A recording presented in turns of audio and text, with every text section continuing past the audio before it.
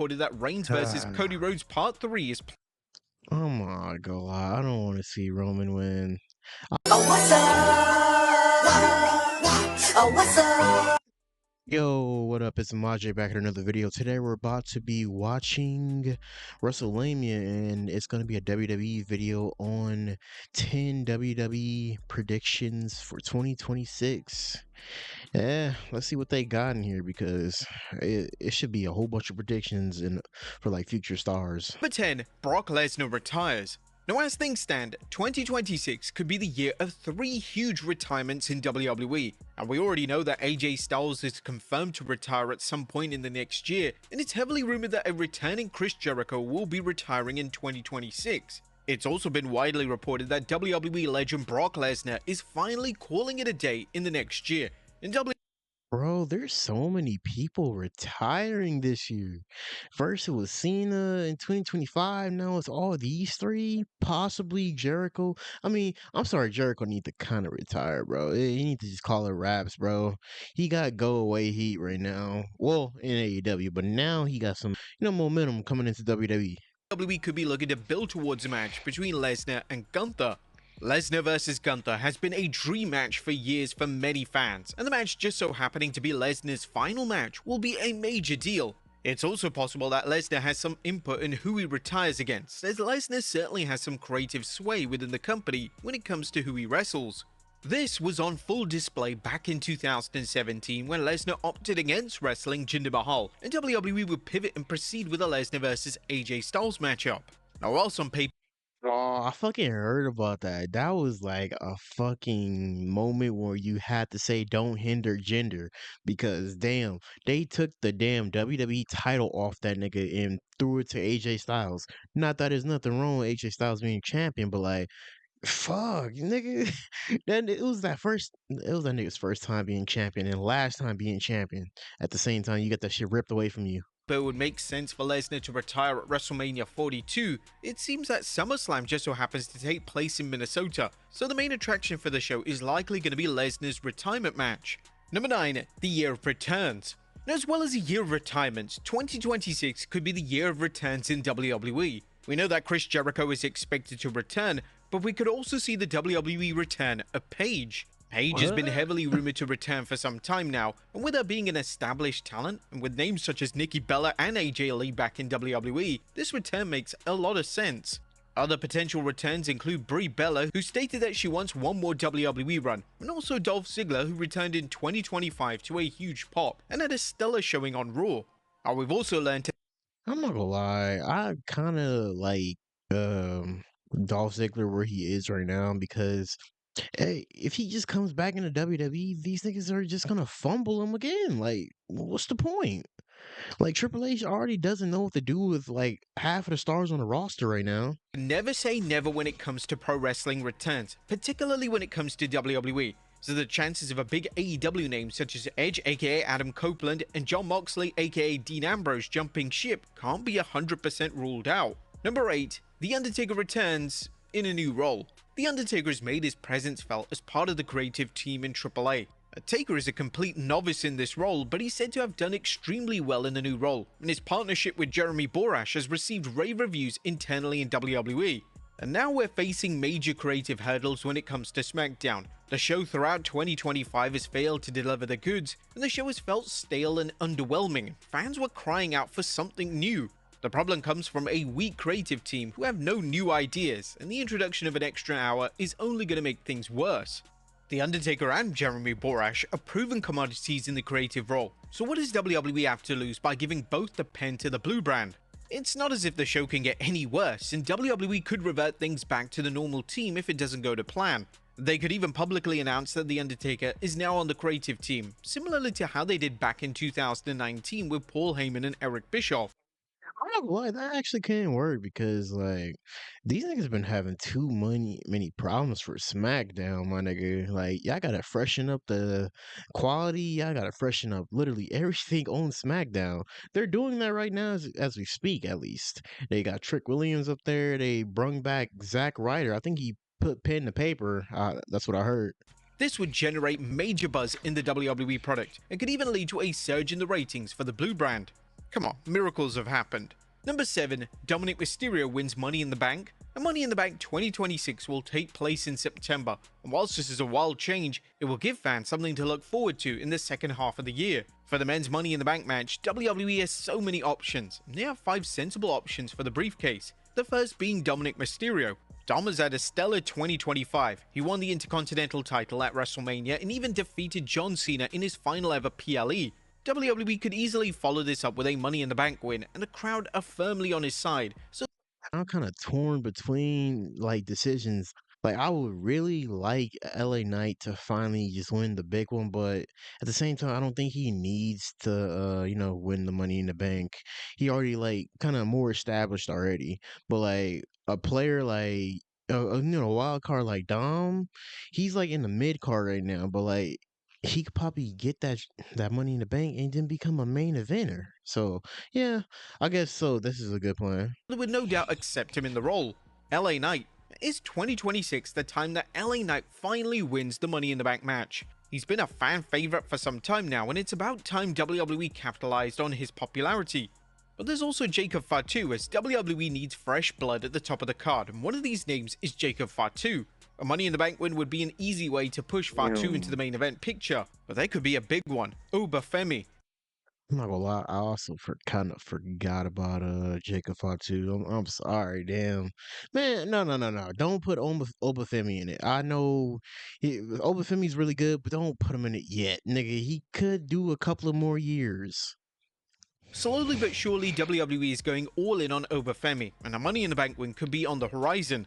Would this style of booking suit Femi? Well, who's to say, but 2026 could be the year of Femi. And Chris Jericho. Now that Chris Jericho is WWE bound, what better way to capitalize on his return by having him win the match he invented? This would be a fitting moment for Jericho's final year in the company. As for the women's Money in the Bank winner, WWE's hit a home run when it comes to the winner of the briefcase over the past few years. Likely options for the 2026 briefcase include Chelsea Green, Roxanne Perez, and even Sol Ruka. Number 6, the Royal Rumble winner is... Well, a lot of fans believe the 2026 Royal Rumble is predictable, and there may be some merit behind that belief. All signs point towards Roman Reigns winning the Rumble, especially as it's been widely reported that Reigns vs. Cody Rhodes Part 3 is Oh my god, I don't want to see Roman win.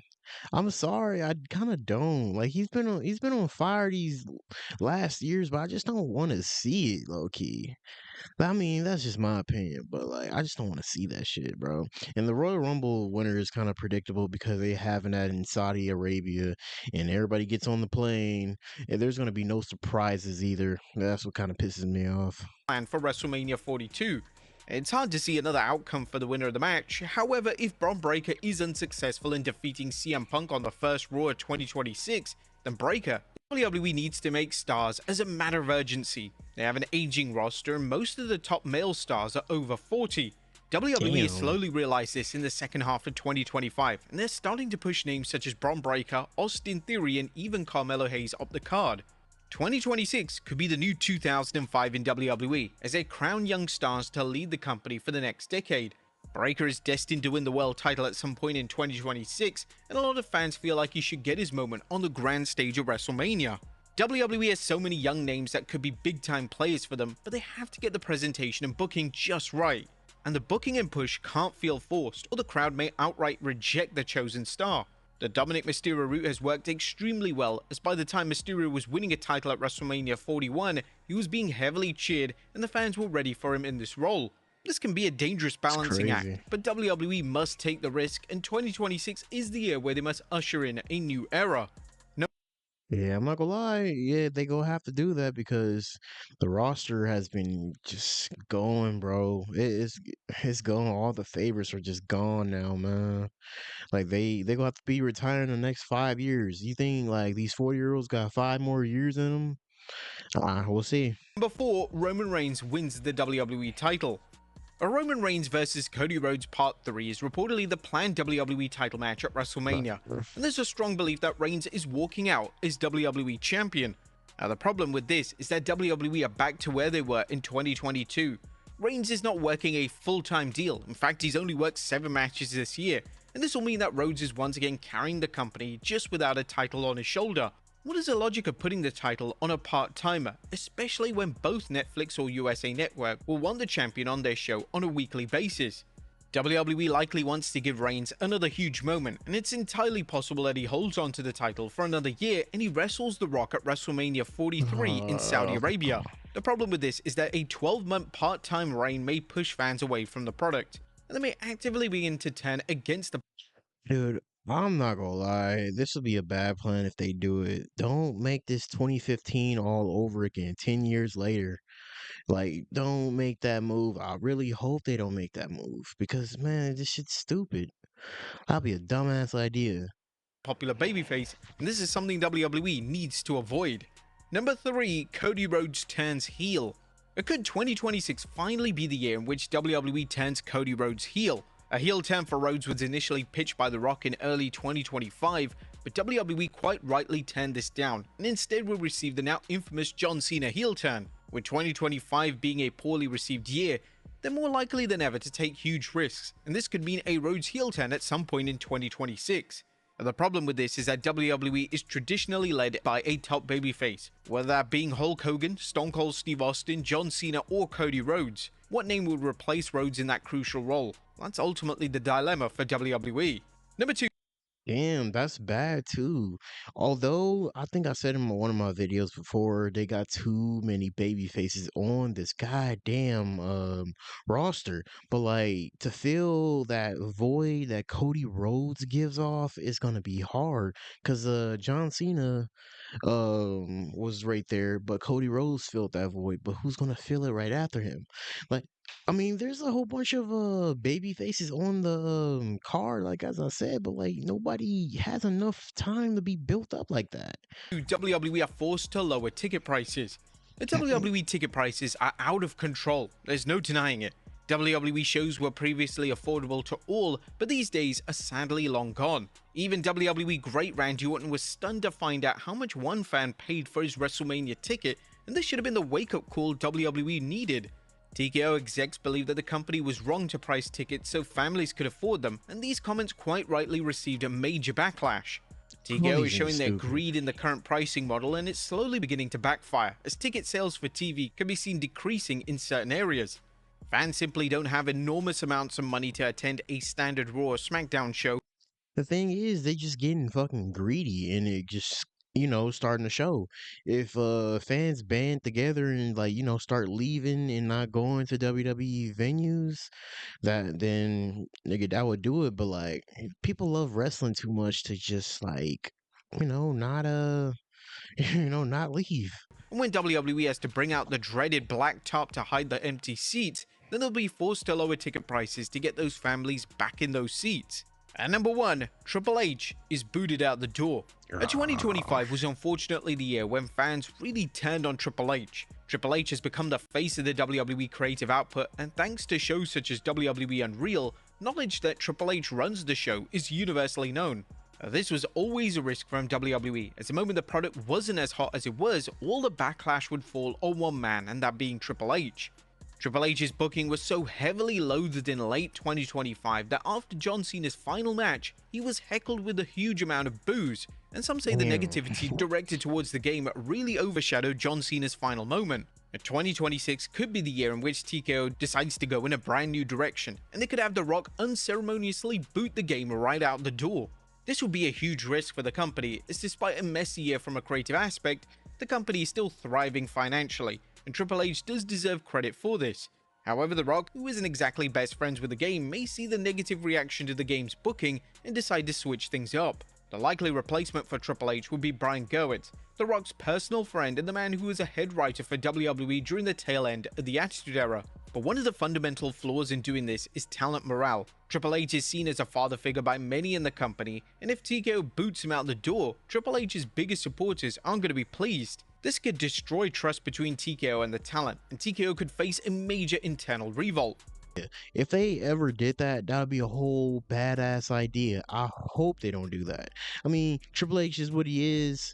And I know his booking be shaky at times. I know I'll be criticizing that shit all the time, but like he has time to improve on that shit. And like being backstage, you see all the people that always have fun. I feel like that WWE Unreal just like fucks up everything backstage, and you see, and I mean fans that are gonna hate you more because they see how you are backstage and see like the process of like the booking. People already be like so damn fragile online.